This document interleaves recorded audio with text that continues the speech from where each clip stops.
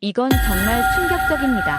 시간과 공간을 초월하여 인류 문명의 거대한 흐름 속에서 특별한 역사적 궤적을 그리며 상승하는 한 민족의 서사시가 펼쳐집니다. 한 세기 전만 해도 세계 무대에서 존재감조차 없던 나라가 첨단 과학기술과 독특한 문화적 가치관으로 미래를 향한 웅장한 비전을 제시하는 놀라운 여정. 초강 대국들이 수십 년에 걸쳐 이룩한 발전을 단 몇 년 만에 따라잡은 이 나라의 비결은 무엇일까요? 그리고 이를 목격한 서양인의 충격적인 깨달음은 어떤 변화를 가져올지 사연을 통하여 알아가 보도록 하겠습니다.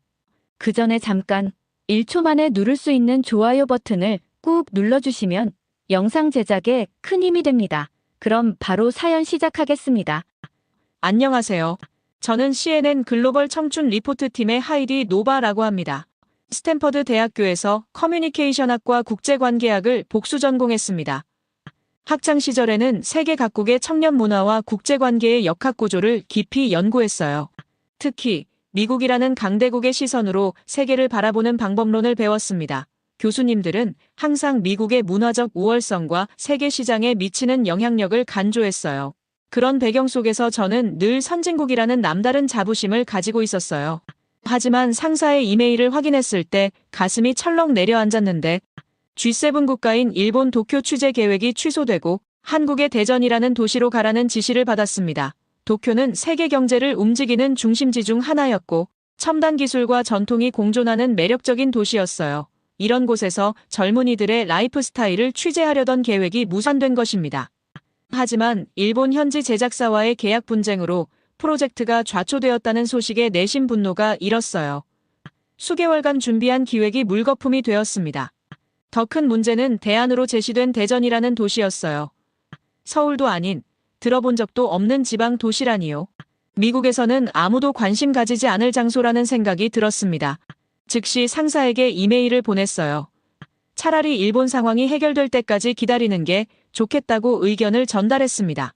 하지만 돌아온 답변은 냉정했어요. 이미 촬영 일정이 확정되었고 예산도 배정되었으며 이번 기회를 놓치면 팀 전체의 실적에 타격이 있을 거라는 경고였습니다. 암묵적인 압박감이 느껴졌어요. 상황을 더 악화시킨 것은 동료 기자들의 반응이었습니다.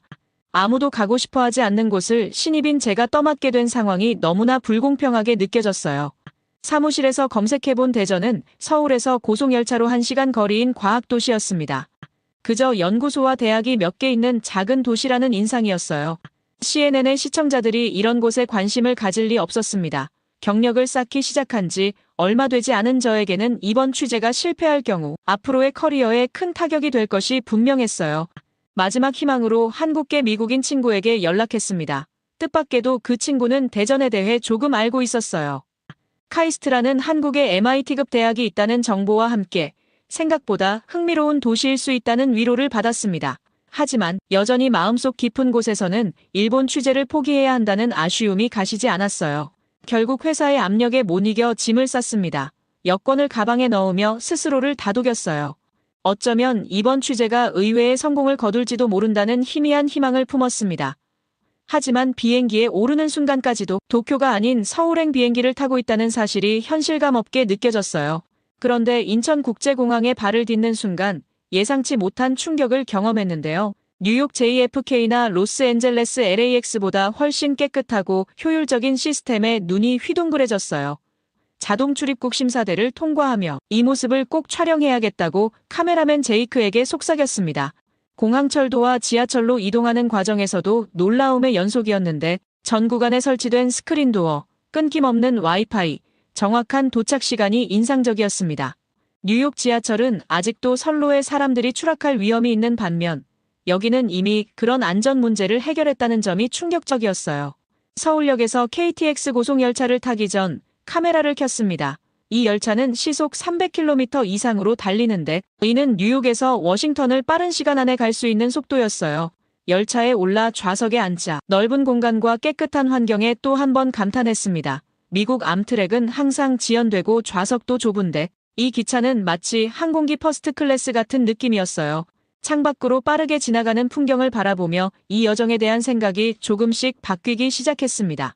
1시간 정도를 달렸는데 벌써 도착한다는 안내방송이 믿기지 않았어요.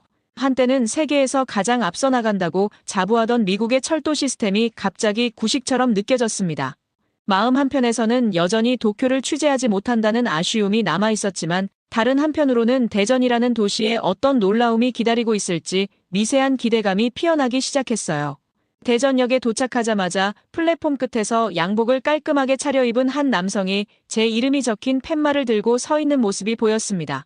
그는 자신을 대전시청 국제협력과 이동석 주임이라고 소개했어요. 유창한 영어 발음의 순간 경악했습니다. 미국 중서부 출신처럼 자연스러운 억양이었어요. 노바 기자님, 대전에 오신 것을 환영합니다.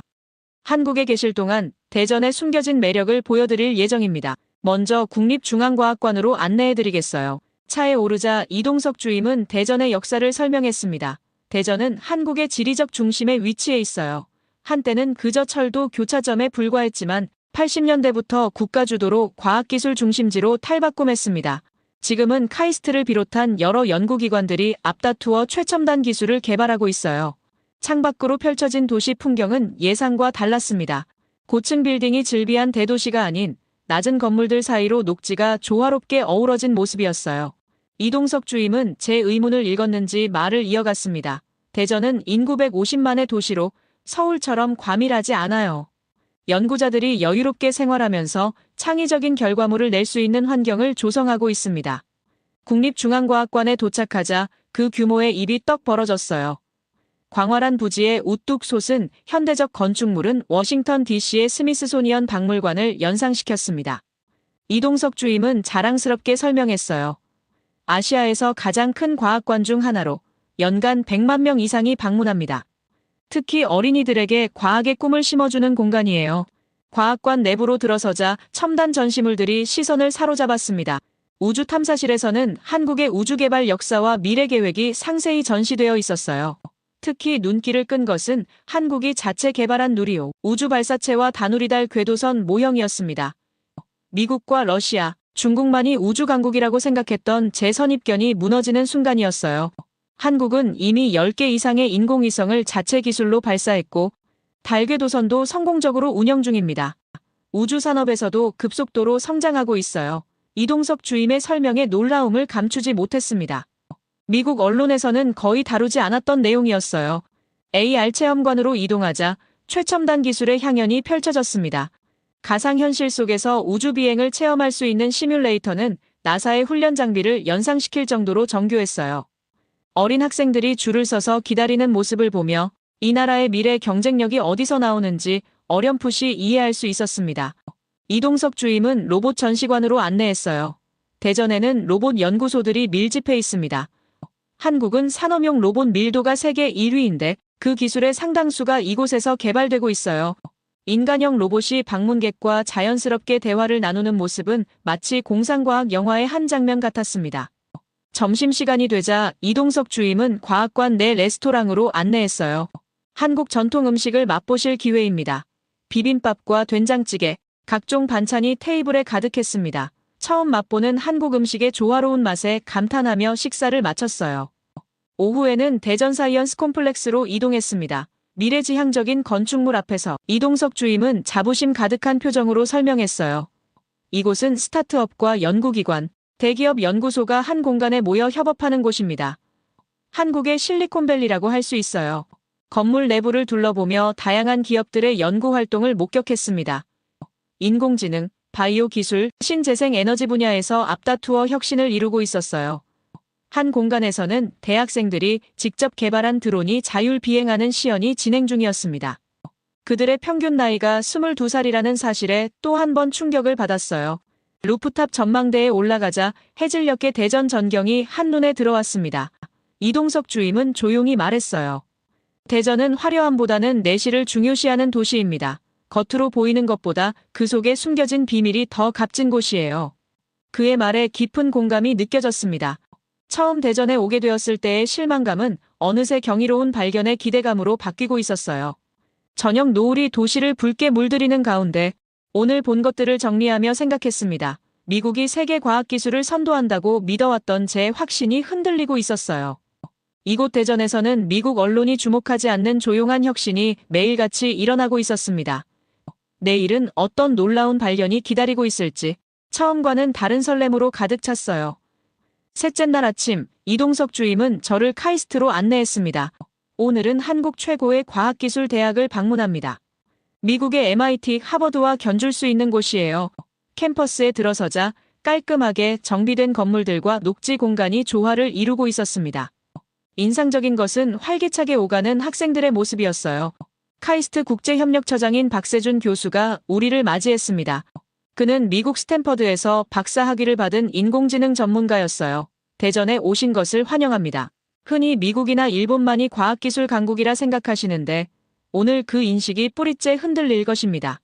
박 교수의 안내로 첫 번째 방문한 곳은 로봇공학 연구실이었는데 학생들이 개발 중인 휴머노이드 로봇이 정교한 동작으로 물체를 집어 올리고 계단을 오르내리는 모습에 감탄했습니다. 연구팀장인 김태영 박사는 자신감 넘치는 목소리로 설명했어요. 저희 로봇은 세계대회에서 미국 보스턴 다이내믹스, 일본 소니를 제치고 우승했습니다.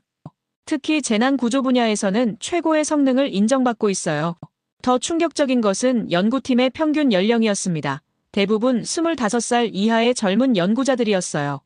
미국에서는 이런 수준의 연구를 수행하려면 최소 박사 과정 이상이 필요한데 어떻게 가능한가요? 제 질문에 김 박사는 웃으며 대답했습니다. 한국의 교육 시스템은 어릴 때부터 문제 해결 능력과 팀워크를 강조해요. 특히 카이스트는 학부생 때부터 실전 연구에 참여하는 문화가 있습니다. 다음으로 방문한 AI 연구소에서는 더 놀라운 광경이 펼쳐졌는데요. 한국어 자연어 처리 기술을 시연하는 모습을 보며 세계관이 송두리째 흔들렸습니다. 연구소장 이미현 교수는 MIT에서 박사 학위를 받은 후 구글과 아마존에서 제안받은 자리를 거절하고 카이스트를 선택했다고 했어요. 왜 세계 최고의 기업들을 두고 한국으로 돌아오셨나요?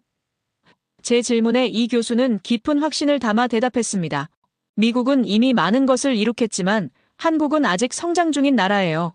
여기서는 제가 미래의 방향을 직접 설정하고 변화를 이끌어낼 수 있습니다. 무엇보다 우리 학생들의 열정과 끈기는 세계 어디에서도 찾아보기 힘들어요.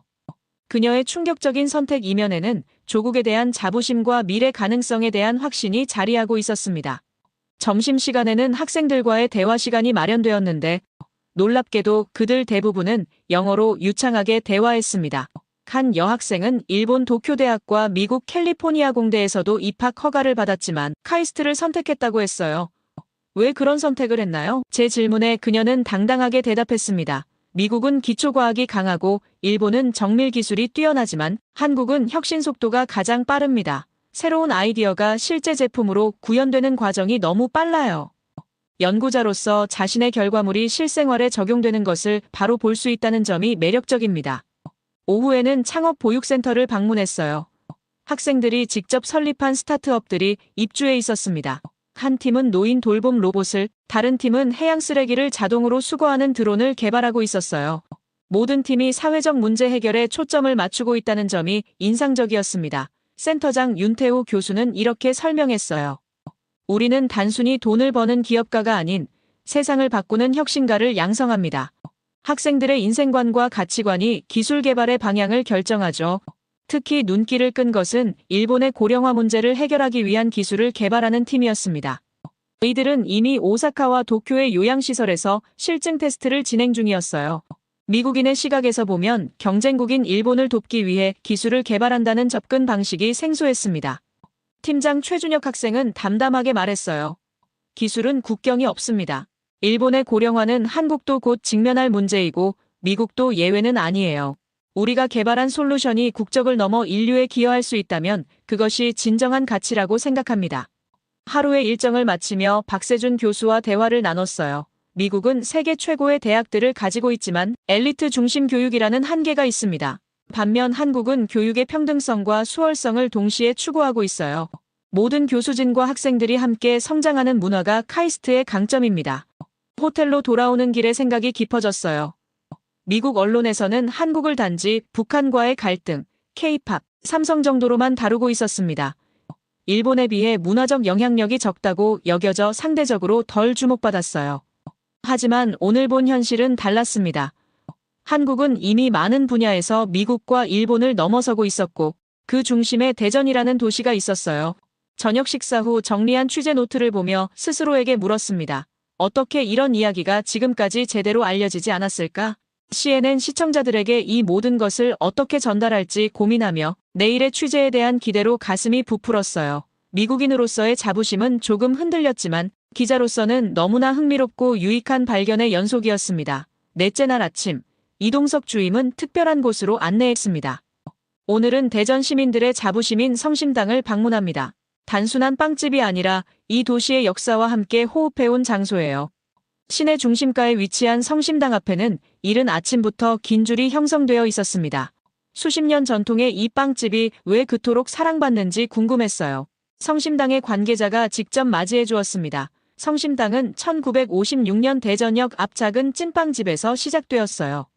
임길순 창업주는 독실한 가톨릭 신자였습니다. 그는 성심당이라는 이름의 의미를 설명했어요. 성심은 거룩한 사랑의 마음이라는 뜻으로 예수 성심과 성모 성심을 의미합니다. 저희는 맛있는 빵, 경이로운 빵, 생명의 빵을 통해 사랑의 문화를 이루고자 해요. 매장 벽면에 걸린 문구가 눈에 들어왔습니다. 성심당은 대전의 문화입니다. 이 한 문장에서 이 빵집이 단순한 사업체가 아닌 도시 정체성의 일부임을 느낄 수 있었어요. 관계자는 가톨릭 정신을 바탕으로 지역사회에 봉사하는 기업 철학을 이야기했습니다. 수익의 상당 부분을 지역 소외계층과 장학사업에 환원한다는 설명이었어요. 대표 상품인 튀김소보로를 맛보자 입안에서 느껴지는 부드러움과 은은한 단맛에 감탄했습니다. 이건 미국 어디에서도 맛볼 수 없는 독특한 맛이에요. 이어서 판타롱 부추빵도 맛보았어요.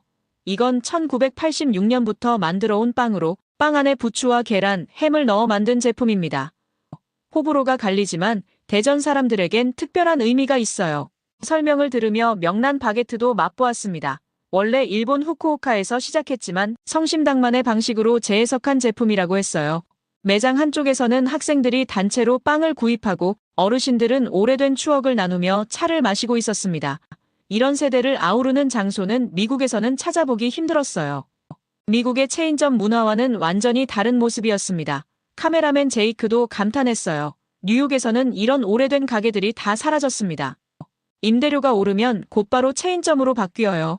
관계자는 자랑스럽게 이야기를 이어갔습니다. 저희는 대전시와 함께 성장했어요. 빵집이 단순히 돈을 버는 곳이 아니라 공동체의 일부가 되는 거죠.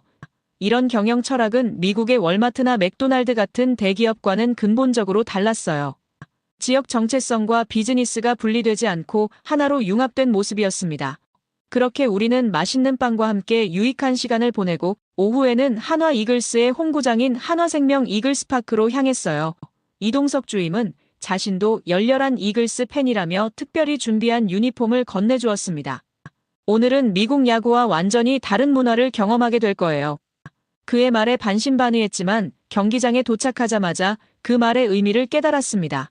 경기 시작 2시간 전부터 구장은 이미 팬들로 북적였는데 놀라운 것은 전용 응원석이 빼곡히 채워지고 대형북과 피켓을 든 응원단이 자리를 잡고 있다는 점이었습니다. 미국에서는 이렇게 조직적인 응원 문화가 없어요. 응원단이 있는 건가요? 이동석 주임은 고개를 끄덕였습니다. 네, 전문 응원단장이 있고 모든 선수마다 다른 응원가가 있어요. 관중들은 그 노래와 율동을 모두 외우고 있습니다. 경기가 시작되자 믿을 수 없는 광경이 펼쳐졌는데 수천 명의 관중이 일제히 같은 노래를 부르는 떼창 문화는 그야말로 장관이었습니다. 이건 경기장이 아니라 콘서트장 같아요. 응원단장의 리드에 따라 수천 명이 하나의 목소리로 노래하고 같은 동작으로 응원하는 모습은 마치 완벽히 조율된 오케스트라 같았어요. 선수 한 명이 타석에 들어서자 그를 위한 특별한 응원가가 울려 퍼졌습니다. 관중들은 노래 가사를 모두 외우고 있었어요. 이동석 주임이 설명했습니다. 야구 경기뿐만 아니라 응원 자체를 즐기는 문화입니다. 우리는 이렇게 함께 소리 지르고 노래하면서 일상의 스트레스를 해소해요. 실제로 주변 관중들의 얼굴에는 경기 결과와 상관없이 즐거움이 가득했습니다. 더 놀라운 사실은 한화 이글스가 리그 상위권이 아니라는 점이었어요. 이렇게 열성적으로 응원하는데 성적이 좋지 않다니 의외네요. 제 말에 이동석 주임은 의미심장한 표정으로 대답했습니다. 그게 바로 한국 야구의 특별한 점이에요. 미국에서는 팀이 지면 관중이 줄고 비난이 시작되죠. 하지만 여기서는 성적과 상관없이 응원하는 진정한 팬의 문화가 있습니다. 응원석에서는 사람들이 응원가를 열창하면서도 치킨과 맥주를 나눠 먹고 있었어요. 이동석 주임은 말했습니다. 우리는 응원하면서 맛있게 먹고 마시며 일상에서 쌓인 스트레스를 푸는 방법을 알고 있어요. 경기 자체뿐만 아니라 이 모든 과정을 즐기는 거죠. 놀랍게도 주변 팬들은 저에게도 자연스럽게 음식을 권했습니다. 처음 만난 외국인에게 보이는 이런 열린 태도가 무척 인상적이었어요. 한 팬은 유창한 영어로 말했습니다. 야구는 선수들만의 경기가 아니라 관중이 함께 만들어가는 축제예요. 이기는 것보다 함께 응원하는 과정이 중요합니다. 우리는 이렇게 공동체 의식을 느끼고 하나가 되는 시간을 소중히 여겨요. 그의 말에서 미국 스포츠 문화와 근본적으로 다른 가치관을 발견할 수 있었습니다. 경기가 끝난 후에도 관중들은 자리를 뜨지 않고 선수들에게 따뜻한 박수를 보냈어요. 비록 팀은 졌지만 선수들은 관중석을 향해 깊은 인사를 했습니다. 이 모습에서 정이라는 한국 특유의 정서를 엿볼 수 있었어요. 이동석 주임은 설명했습니다. 미국에서는 승패가 전부지만 여기서는 과정과 노력을 중요시해요. 이 차이가 단순한 스포츠를 넘어 사회 가치관의 차이를 보여주는 거죠. 이 말이 가슴에 깊이 와닿았습니다. 미국에서는 성공이 모든 것을 정당화하고 실패는 용납되지 않는 냉혹한 문화가 지배적이에요. 그러나 한국의 야구장에서는 승패보다 더 중요한 가치들이 살아 숨쉬고 있었습니다. 함께 응원하는 유대감, 실패에도 격려하는 따뜻함, 과정을 즐기는 여유로움이 미국 사회가 잃어버린 것들이 아닐까 하는 생각이 들었어요. 구장을 나오며 주변 팬들은 저에게 셀카를 요청했고 일부는 다음 경기에도 꼭 오라며 연락처를 교환했습니다. 완전히 낯선 사람들이 이토록 빠르게 친밀감을 형성하는 모습이 신기했어요. 일본에서는 분명 이런 직접적인 교류가 쉽지 않았을 거라는 생각이 들었습니다. 도쿄의 정제된 예의와 거리감 대신 대전에서는 거침없는 진정성과 따뜻함을 경험했어요. 호텔로 돌아오는 길에 생각했습니다. 처음에는 도쿄가 아닌 대전에 오게 된 것이 최악의 상황이라고 여겼어요. 하지만 이제는 이 우연한 실수가 오히려 축복이었다는 생각이 듭니다. 도쿄에서는 결코 경험할 수 없었을 진짜 아시아의 모습, 교과서에 나오지 않는 문화적 진실을 발견한 것이니까요. 야구장에서 목격한 열정적이면서도 따뜻한 응원 문화는 한국인들의 정체성을 이해하는 중요한 열쇠였습니다. 스포츠를 통해 발견한 이 가치관의 차이가 왜 CNN이나 다른 미국 매체에서 제대로 다루어지지 않았는지 의문이 들었습니다. 어쩌면 우리는 너무 오랫동안 세계를 미국의 잣대로만 평가해왔는지도 모릅니다. 오늘 밤 취재 노트에 적었어요. 미국의 야구는 승패의 스포츠지만 한국의 야구는 삶의 철학이다. 내일은 어떤 발견이 기다리고 있을지 이제는 진심으로 기대가 되었습니다. 마지막 날 대전에서 가장 기대했던 방문지로 향했습니다. 한국항공우주연구원은 우리가 미국에 있을 때부터 이동석 주임을 통해 특별 허가를 받아 사전 약속된 곳이었어요. CNN 신분증과 여권을 제시하고 보안 게이트를 통과하는 과정에서 엄격한 절차를 체험했습니다. 제이크는 카메라 장비를 모두 검사받아야 했고 촬영 가능 구역에 대한 상세한 안내를 받았어요. 노바 기자님, 오늘 안내를 맡은 정승훈 홍보실장입니다. 연구원들과의 직접 인터뷰는 불가능하지만 제가 질의응답을 통해 최대한 자세히 설명해 드리겠습니다. 정 실장은 우리를 맞이하며 제한 사항을 명확히 했어요. 아시다시피 촬영은 미리 지정된 구역에서만 가능하고 연구 기밀이 포함된 시설은 촬영이 금지되어 있습니다. 첫 번째로 안내받은 곳은 누리호 전시관이었습니다. 실물 크기의 엔진 모형 앞에서 정 실장은 자부심 가득한 목소리로 설명했어요. 이것이 한국 독자 기술로 개발한 75톤급 액체 엔진입니다. 지난해 누리호 발사 성공으로 한국은 세계 7번째 우주 발사체 자력 개발국이 되었어요. 미국의 스페이스X나 일본의 우주기술과 비교하면 어떤 특징이 있나요? 제 질문에 정 실장은 차분하게 대답했습니다.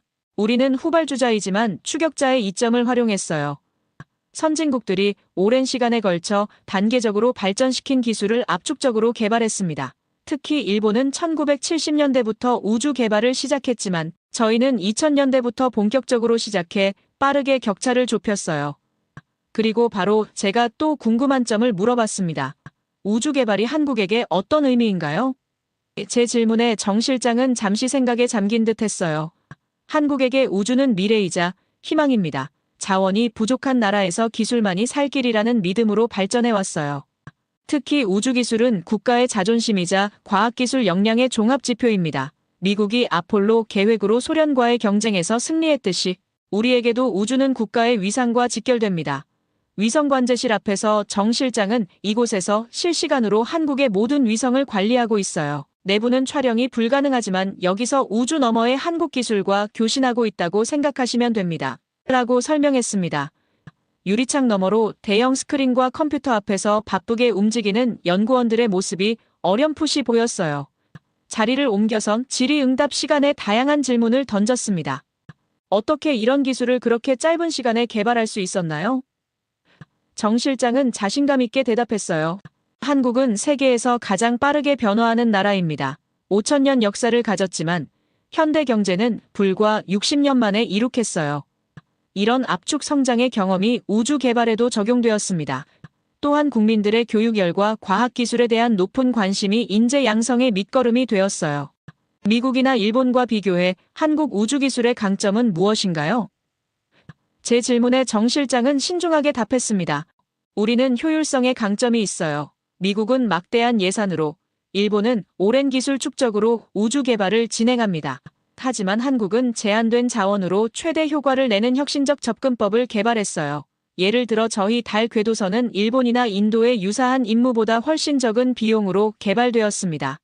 우주기술은 미국이 세계를 선도한다는 제 신념이 뿌리째 흔들리는 경험이었어요. 대형 로켓 모형 앞에서 제이크가 찍은 제 사진을 보며 생각했습니다. 이 모든 것이 불과 몇십 년 만에 이루어졌다는 사실이 더욱 충격적이었어요. 취재를 마치고 호텔로 돌아오는 길에 이동석 주임이 물었어요. 여정이 어떠셨나요? 제 대답은 망설임 없이 나왔습니다. 처음에는 도쿄가 아닌 대전에 오게 되어 실망했지만 지금은 이것이 최고의 행운이었다고 생각해요. 여기서 제 세계관이 완전히 바뀌었습니다. 마지막 아침, 짐을 꾸리며 이번 취재의 의미를 한 번 더 곱씹어 보았어요. 대전에서 마주한 첨단 과학기술과 문화, 사람들의 따뜻함은 CNN 시청자들에게 꼭 전해야 할 이야기였습니다. 공항으로 가는 길에 이동석 주임에게 물었어요. 한국인들은 왜 자신들의 성취를 세계에 더 크게 알리지 않나요? 그는 잠시 생각하더니 답했습니다. 우리는 일을 먼저 하고 말하는 문화가 있어요. 빨리빨리 정신으로 앞만 보고 달려온 결과 남들에게 자랑하는 걸 잊었는지도 모릅니다. 인천공항에 도착해 체크인을 마친 후 이동석 주임과 작별 인사를 나눴어요. 정말 감사합니다. 저에게 새로운 세계를 보여주셨어요. 그는 미소 지으며 답했습니다. 언제든 다시 오세요. 다음엔 서울과 부산도 보여드리고 싶네요. 비행기에 오르기 전 창가에 서서 한국의 하늘을 마지막으로 바라보았습니다. 이 짧은 여정이 제 인생의 전환점이 될 줄은 상상도 못했어요. 한국, 특히 대전에서 발견한 것들은 저의 저널리스트로서의 사명을 다시 생각하게 만들었습니다. 세상에는 미국 중심의 시각으로는 포착할 수 없는 무수한 이야기가 있었어요. 비행기 안에서 노트북을 열고 다큐멘터리 기획안을 작성하기 시작했습니다. 제가 목격한 대전의 과학기술, 성심당의 지역 문화, 야구장의 응원 열기, 카이스트의 혁신 정신을 어떻게 하면 생생하게 전달할 수 있을지 구상했어요. 미국 시청자들이 이해하기 쉽도록 비교 포인트를 찾고 한국 문화의 고유한 가치를 부각시키는 방향으로 기획했습니다. 특히 강조하고 싶었던 것은 한국의 정문화인데요. 처음 만난 외국인에게도 음식을 나누고 승패보다 과정을 중요시하며 공동체 의식을 소중히 여기는 태도는 미국이 잃어버린 가치를 상기시켰습니다. 이것이 단순한 문화적 차이를 넘어 사회 시스템의 근본적인 차이로 이어진다는 점을 꼭 전하고 싶었어요. 뉴욕에 도착하면 가장 먼저 상사에게 제안할 예정입니다. 대전에서의 경험은 저의 인생관과 직업관을 완전히 바꿔놓았어요. 미국의 우월성이라는 신화에서 벗어나 각 나라가 가진 독특한 강점과 가치를 인정하게 되었습니다. 지금 이 순간 저는 다시 한국을 방문하고 싶다는 강한 마음을 품고 있습니다. 다음번에는 더 깊이, 더 넓게 이 나라의 진면목을 탐구하고 싶어요. 대전이라는 숨겨진 보석을 발견한 것처럼 한국의 또 다른 매력들을 세계에 알리는 일이 저의 새로운 사명이 될 것 같습니다. 제 이야기를 끝까지 들어주셔서 감사합니다. 모두 안녕히 계세요. 오늘의 사연 어떻게 들으셨나요?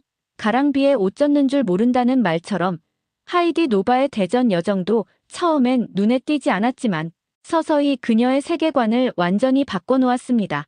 도쿄 대신 선택된 예상치 못한 목적지가 오히려 인생의 전환점이 된 이 이야기, 우리도 경험하는 실망스러운 우회로가 혹시 더 큰 발견으로 이어지는 건 아닐까요? 하이디의 다음 여정은 어떻게 펼쳐질지 여러분의 생각을 아래 댓글에 남겨주세요. 그리고 감동적인 사연을 주변 사람들과 공유하고 함께 이야기 나눠보세요. 마지막으로 1초밖에 걸리지 않는 구독과 좋아요, 알림 설정은 영상 제작에 큰 힘이 됩니다. 지금까지 감동을 담아 여러분께 진심을 전하는 감동담기였습니다. 오늘 하루도 행복한 하루 보내세요.